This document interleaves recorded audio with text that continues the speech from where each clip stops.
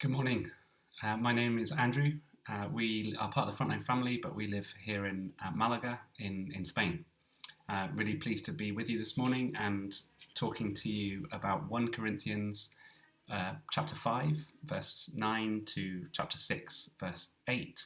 So hopefully you've been able to read that and you'll have seen that it talks about the behaviour of us as Christians. What do we do with sin in the church, and also how we settle disputes amongst us within the church. So I'm going to, there's a lot in here, so I'm going to focus this morning really on that first part in chapter 5. And there's some difficult questions here, I think. For me, it seems to first reading seems to be contradictory to other things that we know about God's desire for the church. It seems to suggest that we should not have certain people in the church and that certain people do not have a place in the church.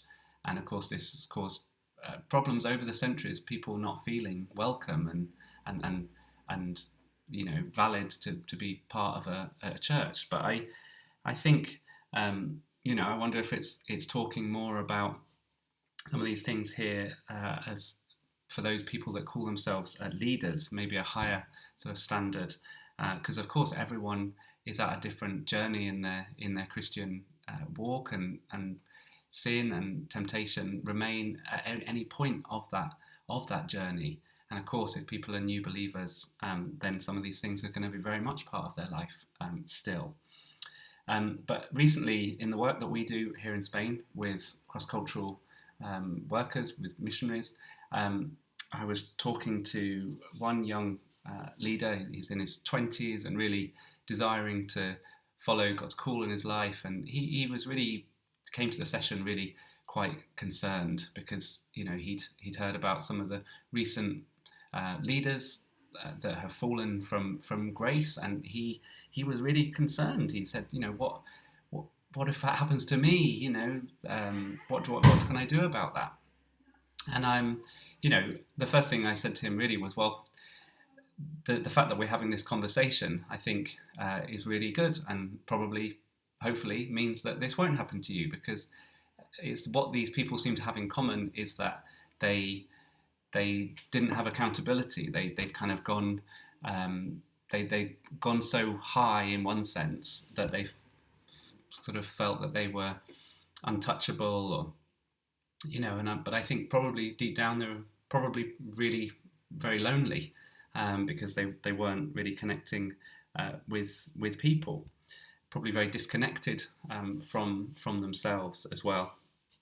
I grew up in the church and feeling like reading my Bible and praying was what I needed to do, and but when there were things in my life that I didn't like and didn't seem I knew weren't the way I should be living my life, it was hard because, well, it felt like reading the Bible and praying didn't work and wasn't enough. And of course, those things are really important. They're essential, but they aren't enough, in my opinion, really to live a healthy, sustainable, fulfilling Christian life. I think we do need more than that. And I think the one of the things we often use with workers is the greatest commandment in Mark 12, where it says, love the Lord your God with all your heart and with all your soul and with all your mind and with all your strength.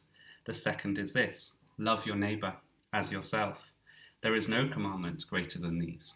So it doesn't actually say the greatest commandment is read your Bible and pray. It talks about connecting with yourself, with God and with others. And I just really want to leave you with that this morning, that I believe these three things are really important.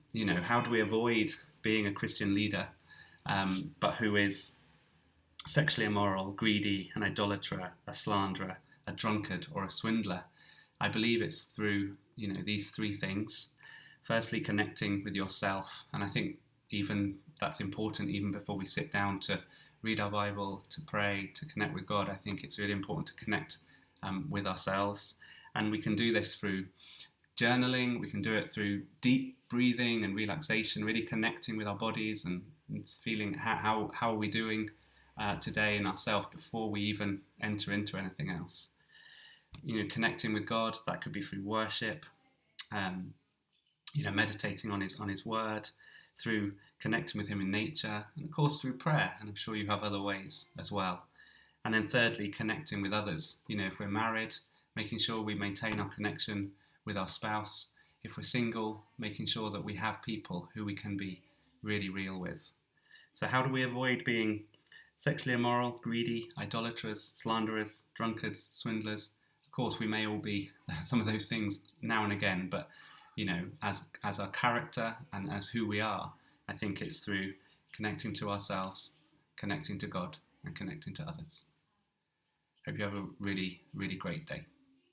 Bye-bye.